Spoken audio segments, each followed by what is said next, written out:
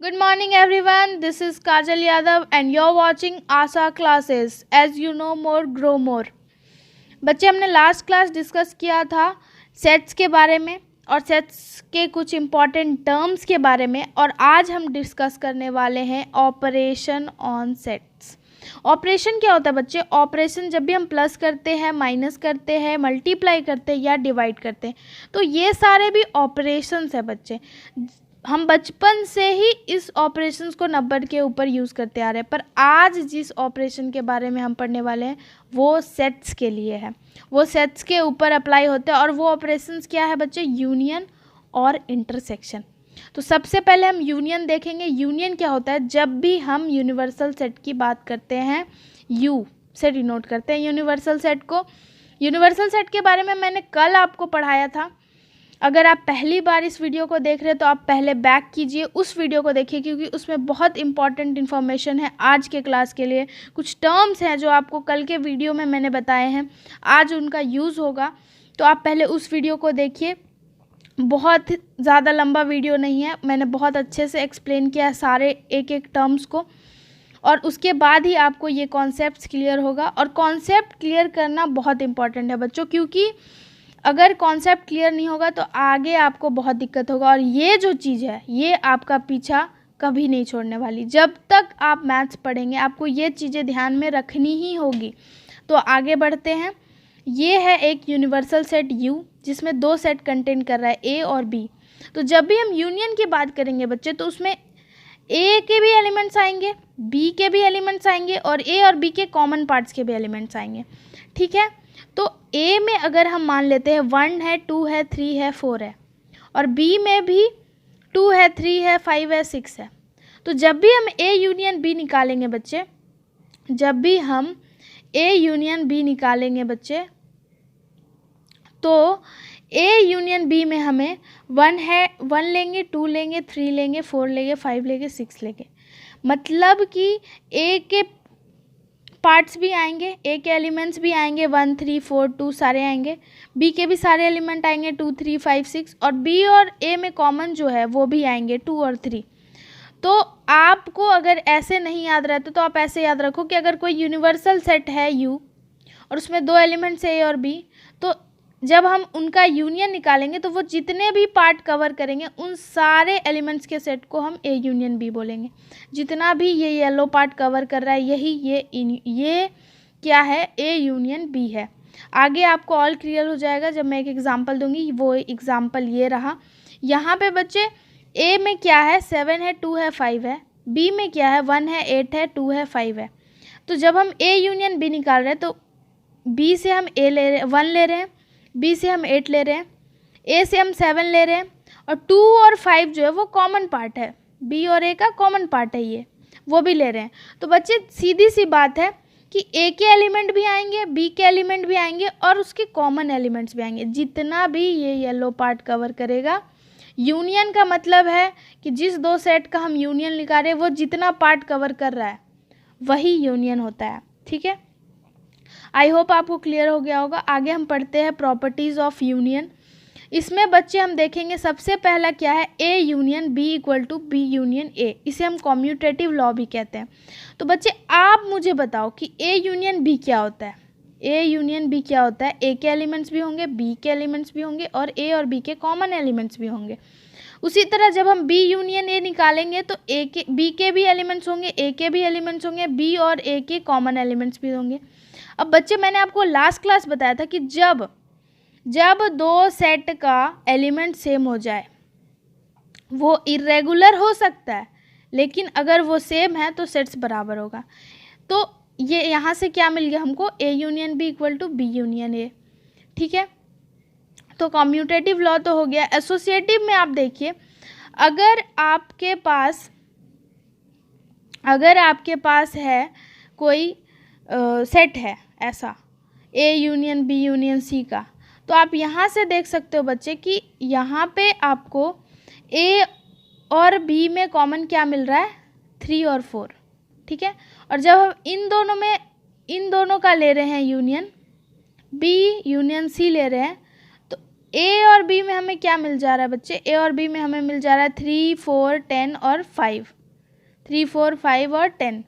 और जब हम ए बी और यूनियन सी लगा दे रहे हैं तो 3, 4, 5, 10 और 15 भी मिल जा रहा है। तो ए यूनियन बी में जब हम यूनियन सी लगा दे रहे हैं तो 3, 4, 5, 10 और 15 मिल जा रहा है।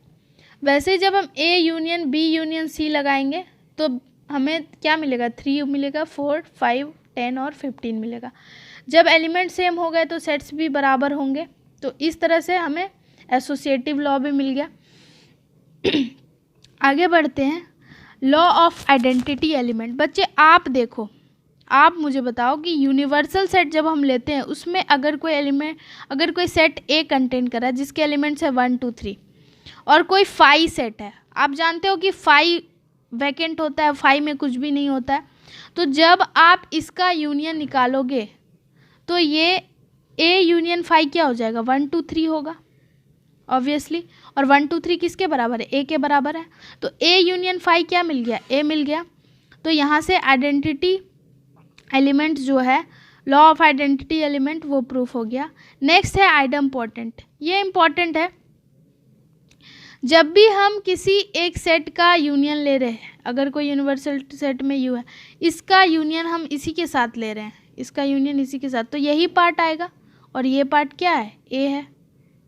तो यहाँ से हम लोग को ऑफकोर्स ए ही मिलेगा जब हम ए का यूनियन ए के साथ करेंगे।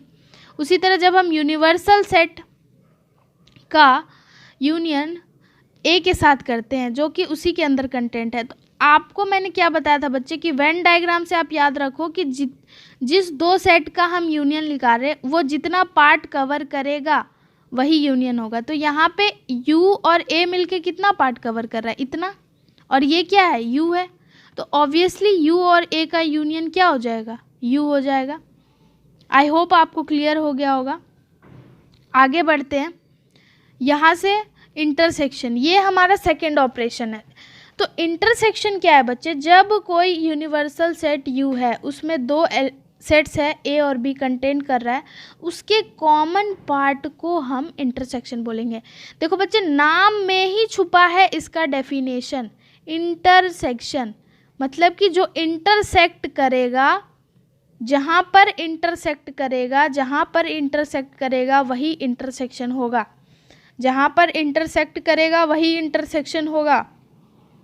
यूनियन में हम ए के भी एलिमेंट्स ले रहे थे, बी के भी एलिमेंट्स ले रहे थे और ए बी के कॉमन एलिमेंट्स भी ले रहे थे, पर यहाँ हम ए के एलिमेंट्स नहीं लेंगे, बी के भी एलिमेंट्स नहीं लेंगे, सिर्फ कॉमन एलिमेंट्स लेंगे, सिर्फ इंटरसेक्ट पार्ट के एलिमेंट्स को लेंगे, उसे हम इंटरसेक्शन कहेंगे।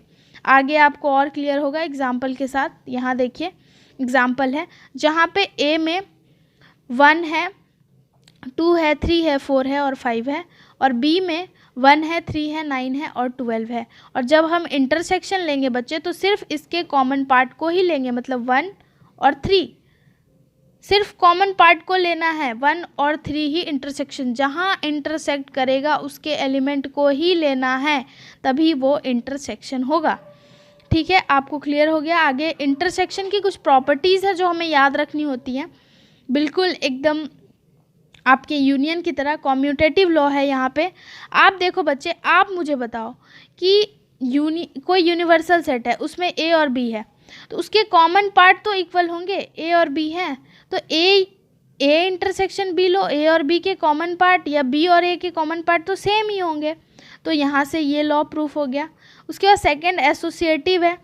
आप यहाँ से देखो बच्चे कि इन दोनों में कॉमन क्या है, 3 और 4, लेकिन फिर 3 और 4 और इस सर्कल में कॉमन क्या है, 3 है। तो हमें A intersection B intersection C क्या मिला, 3 मिला। उसी तरह जब हम A intersection B intersection C जाएंगे तब भी हमें 3 ही मिल रहा है। तो यहाँ से एसोसिएटिव लॉ मिल गया। नेक्स्ट हमारा है फाई इंटरसेक्शन ए। यहाँ पे ध्यान देने वाली बात है बच्चे, जब आप एक यूनिवर्सल सेट लेते हो उसमें कोई एलिमेंट ले लिया आपने ए, कोई उसमें आपने सेट ले लिया ए जो उसमें कंटेंट करा, अब कोई फाई सेट है, फाई तो बच्चे खाली होता है और आप जानते हो कि इंटरसेक्शन सिर्फ इंटरसेक्ट वाले पार्ट को लेते हैं। तो जब ये इंटरसेक्ट, ये वैकेंट है, ये वॉइड है, तो इसका जो इंटरसेक्शन होगा वो भी वॉइड होगा, क्योंकि ये पार्ट तो हमेशा खाली रहेगा। तो ये पार्ट ही इंटरसेक्ट कर रहा है, तो ये क्या हो जाएगा, ये हो जाएगा आपका वैकेंट। तो इसीलिए यहाँ पे फाई और ए का इंटरसेक्शन हमें क्या मिला है, एक वॉइड सेट मिला है, फाई मिला है। इसको हम लॉ ऑफ आइडेंटिटी भी बोलते हैं, पहले भी मैंने बताया आपको। ये कुछ और प्रॉपर्टीज़ हैं इंटरसेक्शन की। अब बच्चे आप यूनिवर्सल सेट के साथ ए का इंटरसेक्शन करवा रहे हो, तो आप देखो कि यूनिवर्सल सेट के साथ एक, मैंने क्या बोला, जितने पार्ट इंटरसेक्ट करेंगे वही इंटरसेक्शन होंगे। तो यहाँ पे इंटरसेक्ट कौन सा पार्ट कर रहा है, ये पार्ट कर रहा है। ए का ये पार्ट है जो यू में भी आ रहा है और ए में भी आ रहा है, तो इस पार्ट को ही क्या बोलेंगे, इंटरसेक्शन यू और ए का। तो ये पार्ट क्या है, ए है, तो यहाँ से लॉ ऑफ यूनिवर्सल सेट मिल गया। आगे है बच्चे आइडम्पोटेंट। आइडम्पोटेंट, अगर आप इसका इंटरसेक्शन इसी के साथ करवाओगे तो ऑब्वियसली यही मिलेगा, तो ये आइडम्पोटेंट भी हो गया। अब है डिस्ट्रीब्यूटिव। ए में देखते हो क्या है, 3 है और 4 है। उसके बाद आप बी में देखते हो क्या है, बी में 4 है, 3 है, 10 है और 5 है, ठीक है। सी में क्या है बच्चे, सी में है आपका 3 है, 15 है और 10 है। जब आप बी इन यूनियन सी निकालते हो, बी और सी का यूनियन निकालोगे तो 3, 10, 4 और 15 मिलेगा आपको, 5 भी, ठीक है। जब आप इंटरसेक्ट कर देते हो ए के साथ, तो ए के साथ अगर आप इसका इंटरसेक्शन करोगे तो आपको क्या मिलेगा, 3 और 4 मिलेगा। ऑब्वियसली ए के साथ आप इंटरसेक्शन करोगे तो 3 और 4 मिलेगा। आगे देखो, जब आप ए और बी का इंटरसेक्ट कराते हो तो आपको क्या मिलता है, 3 और 4। और इसका यूनियन आप ए और सी का जब आप इंटरसेक्शन कराते हो तो आपको 3 मिलता है। तो 3, 4 और 3 का यूनियन जब आप निकालोगे तो 3 और 4 ही मिलेगा। तो बच्चे यहाँ से आपका ये इसका एलिमेंट्स इसके एलिमेंट्स के बराबर है, मतलब ये दोनों सेट इक्वल हो जा रहा है। तो यहाँ से आपको डिस्ट्रीब्यूटिव लॉ मिल गया। आगे बढ़ेंगे, कॉम्प्लीमेंट ऑफ सेट। देखो बच्चे, जब कोई यूनिवर्सल सेट हमें दिया गया है, उसके अंदर कोई ए है जो कंटेन कर रहा है, ए में 2, 3 और 4 है, तो जो एलिमेंट ए के अंदर नहीं है उस एलिमेंट्स के सेट को हम ए का कॉम्प्लीमेंट बोलेंगे। जैसे ए का कॉम्प्लीमेंट को हम ए डैश से डिनोट करते हैं, ए के कॉम्प्लीमेंट को हम ए डैश से डिनोट करते हैं, और ए डैश के कॉम्प्लीमेंट को ए से डिनोट करेंगे, ठीक है। तो ए का कॉम्प्लीमेंट वही होगा जो ए के अंदर नहीं होगा, ठीक है। ए का कॉम्प्लीमेंट वही एलिमेंट्स का सेट होगा जो ए के अंदर नहीं होगा, मतलब ये दोनों कभी भी इंटरसेक्ट नहीं करेगा। ए डैश अलग होगा और ए अलग हो, ये इसके घर नहीं जा सकता, ये इसके घर नहीं जा सकता। सिंपल सी बात याद रखो, कॉम्प्लीमेंट का झगड़ा चल रहा है, ए है और ये ए डैश है, ये इधर नहीं आ सकता, ये उधर नहीं जा सकता, जो यहाँ रहेगा वो यहाँ नहीं जा सकता, जो यहाँ रहेगा वो यहाँ, तभी ये कॉम्प्लीमेंट है, ठीक है। ये क्या है, कॉम्प्लीमेंट ऑफ सेट है। तो आगे बढ़ते, कुछ प्रॉपर्टीज़ है कॉम्प्लीमेंट की जो हमें याद रखनी है, और वो क्या है बच्चे, वो है ए और ए डैश का जो यूनियन होगा वो यूनिवर्सल सेट होगा। आप मुझे बताओ, जब भी हम यूनियन निकालते हैं तो दोनों सेट के फुल एलिमेंट्स लेते हैं और दोनों में कॉमन, तो कॉमन तो बच्चे होगा नहीं, क्योंकि ए और ए डैश का झगड़ा है, झगड़े में कॉमन तो हो नहीं सकता, क्योंकि ये इसके घर नहीं आ सकता, ये इसके घर नहीं जा सकता, तो कॉमन तो भूल ही जाओ। तो ए के एलिमेंट्स भी होंगे और ए डैश के एलिमेंट्स भी होंगे, तो ए के एलिमेंट्स भी ले लिया मैंने, ए डैश के भी एलिमेंट्स ले लिए मैंने, मतलब कि ये क्या हो गया, यू हो गया, पूरा यूनिवर्सल सेट आ जाएगा। जो ए में है वो भी लेना है, जो ए में नहीं है वो भी लेना है। या तो वही बात हो गई कि आपका बर्थडे है तो भी सेलिब्रेट करना, और जिस दिन बर्थडे नहीं है उस दिन भी सेलिब्रेट करना है, तो आपको 365 डेज सेलिब्रेट करना पड़ेगा। तो खैर जोक्स अपार्ट, तो एक ए डैश के साथ झगड़ा है, वो उधर नहीं जा सकता, कॉमन पार्ट नहीं है, तो ए और ए डैश दोनों के एलिमेंट्स लेंगे तो ये पूरा यू आ जाएगा उसमें। वह यहीं पे वही लिखा है, ए और ए डैश का यूनियन क्या हो जाएगा, यूनिवर्सल सेट हो जाएगा। आगे बढ़ते हैं, ए और ए डैश का इंटरसेक्शन 5 होगा। आपको मैंने बताया कि इन दोनों का इंटरसेक्शन तो हो ही नहीं सकता, क्योंकि ये इंटरसेक्ट कभी नहीं करेंगे क्योंकि इनका झगड़ा है, ये एक दूसरे के घर नहीं आ जा सकते। मतलब no intersection, that means intersection के सेट में कोई भी एलिमेंट नहीं होगा, और जब सेट में कोई भी एलिमेंट नहीं होता तो उसको हम फाई से डिनोट करते हैं। तो इसलिए ए और ए डैश का इंटरसेक्शन क्या हो जाएगा, फाई हो जाएगा। आगे बढ़ते हैं, D Morgan's law. D Morgan's law क्या कहता है कि जब ए और बी के यूनियन का हम कॉम्प्लीमेंट लेते हैं, तो ए और बी का यूनियन ये हो गया, इसका कॉम्प्लीमेंट क्या हो गया, ये हो जाएगा 1 2 5 7 10 11, और ये बराबर होता है ए डैश, यानी कि जो ए में नहीं है उसका और जो बी में नहीं है उसका इंटरसेक्शन। तो उसका इंटरसेक्शन तो यही हुआ, बराबर होगा तो बराबर मिल गया आपको, ये इसके बराबर था और ये इसके बराबर आ गया। ठीक है, उसके बाद आगे है ए इंटरसेक्शन बी का कॉम्प्लीमेंट। ए और बी के इंटरसेक्शन का कॉम्प्लीमेंट ये है,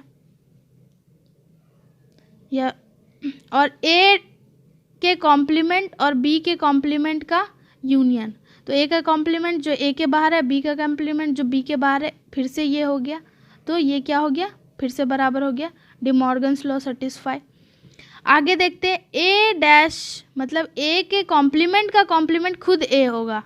ये बच्चे बहुत अच्छा है, देखो जब हम ए का कॉम्प्लीमेंट लेते हैं तो ए के कोई भी पार्ट को नहीं ले सकते, मतलब इस पार्ट को हम ले सकते हैं, इस पार्ट को हम ले सकते हैं। तो ये सारे एलिमेंट जो होंगे, ये सारे एलिमेंट जो होंगे 1 2 5 7 10 11 9 3 6, ये सारे एलिमेंट्स आएंगे ए डैश में। अब ए डैश का कॉम्प्लीमेंट हम लेंगे, तो अब क्या हम कर सकते हैं, अब हम इस एलिमेंट्स को नहीं ले सकते। क्यों? क्योंकि ये तो ए डैश में आ रहे हैं, तो ए डैश का कॉम्प्लीमेंट क्या होगा, ए होगा, क्योंकि ये सारे एलिमेंट्स लेने नहीं है हमें, तो बचा क्या, ये तो यही लेना है, तो ये क्या है, ए है। तो ए डैश का कॉम्प्लीमेंट क्या हो जाएगा, ए का कॉम्प्लीमेंट का कॉम्प्लीमेंट क्या हो जाएगा, ए हो जाएगा खुद। अब फाई का कॉम्प्लीमेंट यू होता है, कैसे, अगर कोई यूनिवर्सल सेट है उसमें हम फाई ले लिए एक सेट, ठीक है, तो फाई तो खाली होगा, तो फाई डैश क्या होगा, जो यू में बचा है, ऑब्वियसली यू का सारा एलिमेंट इधर ही होगा, क्योंकि ये तो फाई है, ये तो खाली है, सारा एलिमेंट तो इधर है, तो यू होगा। और यू डैश, अगर हम यू के एलिमेंट्स को नहीं लेंगे तो वो खाली ही रहेगा, और जब खाली रहेगा तो खाली वाले सेट को हम लोग क्या बोलते हैं, फाई बोलते हैं। नेक्स्ट आगे बढ़ते हैं, कुछ फार्मूला है बच्चे जो आपको याद करके रखना है, बहुत इम्पॉर्टेंट है, क्योंकि ये हम जब भी प्रैक्टिकल प्रॉब्लम्स बनाएंगे यूनियन का और इंटरसेक्शन का, तब ये फार्मूला यूज़ होगा।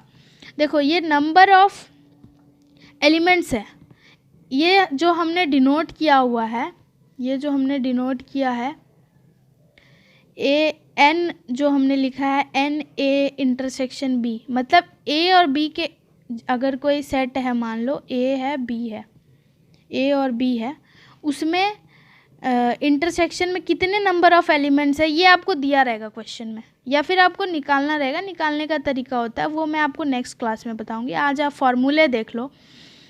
इस इंटरसेक्शन में कितने एलिमेंट्स है वो आपको यहाँ बताएगा, ये एन का मतलब है number of elements in A intersection B equal to number of elements in A में कितने एलिमेंट्स है और बी में कितने एलिमेंट्स है, और उसका माइनस करके इन सारा का एलिमेंट्स कितना है। सारे में से ए और बी माइनस कर देंगे, आप ही बताओ मुझे, सारे नंबर ऑफ एलिमेंट्स में से ये और ये पार्ट माइनस कर देंगे तो बचेगा क्या, बीच का पार्ट ही बचेगा, ये पार्ट बचेगा। तो यही तो निकालना है, number of A intersection B. तो फॉर्मूला कुछ नहीं है बच्चे, बस आपको याद रखना है इस तरह से।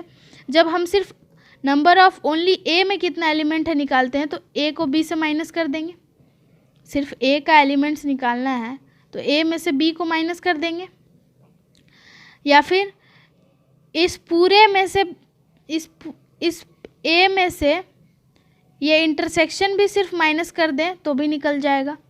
तो बस ये कुछ नहीं है बच्चे, कॉन्सेप्चुअल है, आप एक बार देखो इसे, नहीं समझ आएगा कमेंट बॉक्स में कमेंट करके पूछो, जो भी डाउट है मैं क्लियर करूँगी एज सून एज पॉसिबल। और आप ये सारे फॉर्मूले आप याद करके रखो, क्योंकि नेक्स्ट क्लास हम लोग एक्सरसाइज करने वाले हैं। सारे जितने भी एक्सरसाइज हैं वो 1 बाय 1 हम करेंगे, जितना भी हो पाएगा।